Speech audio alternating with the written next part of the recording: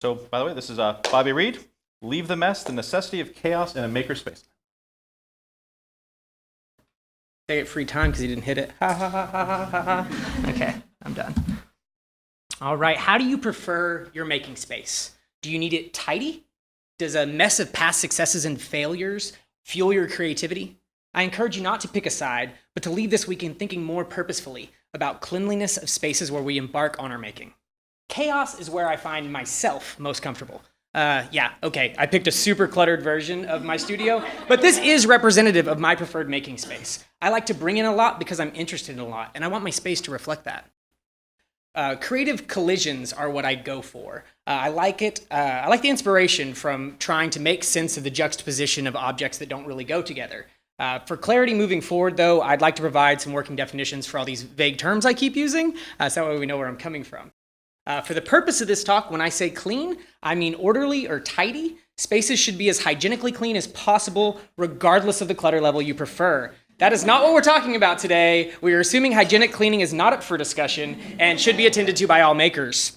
When I say messy, I mean things are strewn about. This isn't my messy bedroom as a kid where there were gross clothes, dishes, not sanitary. This is messy as in hygienically clean but cluttered, closer to chaos than harmony.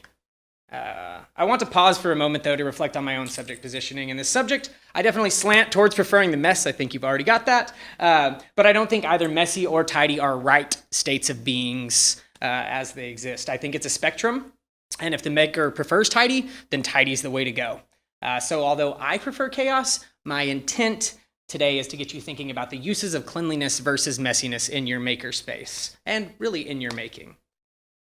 My first dance, waiting for the slide. Okay, let's assume moving forward that messy or chaotic is functional even at its messiest.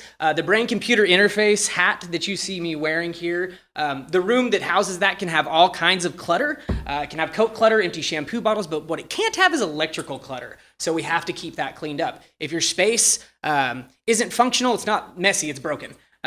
This is Christy Wyatt. Christy had a great thing to say. She said, if a space is super clean in the morning, that's great. But if it's still clean by mid-afternoon, what's happening there? This is Miranda. You might have saw her earlier in my colleague Ashley West's talk. Miranda is one of our undergraduate employees. She blew my mind when I asked her about clean versus dirty. She said, I like it very tidy when I start, but messiness is evidence of progress. And I just kind of, whoa, that was a big whoa moment for me.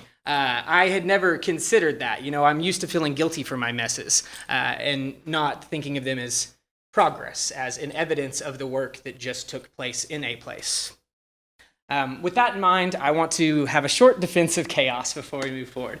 If I didn't have a terrible sparkling water addiction and no sparkling water when I first got here to Tennessee, I wouldn't have found this beautiful piece of art on the right and been able to make a photogrammetric 3D asset of that using my cell phone in recap. If someone would have cleaned the print bed appropriately on the left, one of our art faculty members wouldn't have this brand new fancy object that he is so thrilled to make something into. A lot of makers use chaos as their muse. Don't clean it up that fast if you think you might have a maker that could use something. Oh, I've almost missed this one. So the cool thing about this is these two are drawn on. This one isn't blank canvas. So the idea is you leave messes along with a clean station. That way you can have an example of how this should go. So these are all from the Creative Discovery Museum here in town. This quote is from the granddaughter of the executive director. This is the 3D sculpture room. And when she tries to find a new project, she just looks in and sees what's interesting. So they call these messes that are inspiring provocations. And I really liked that. But my favorite messiness philosophy takeaway from this space was to leave one messy example, I've kind of talked about it a bit, and leave one ready-to-make station at least. We arrived here to this perfectly clean kitchen with all of our tools and our supplies laid out, and then we just left our mess at the end after we had our wonderful tuna salad. But as you can see, there's 3 other tables that still have ready-to-go stations, so people can see the mess they make, and they can see their finished product while they're making their space. So I hope you leave here today confused.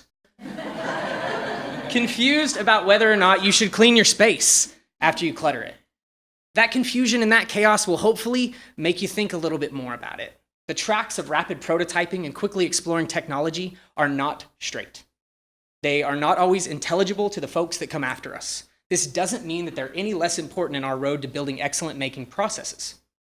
So I wasn't sure how I would do, so I included a thank you and an apology, just in case it went really poorly. I'm Bobby Reed. I'm a technology librarian from the University of Oklahoma. I like talking all things 3D, especially 3D printing. Come and talk to me. I'd love to chat.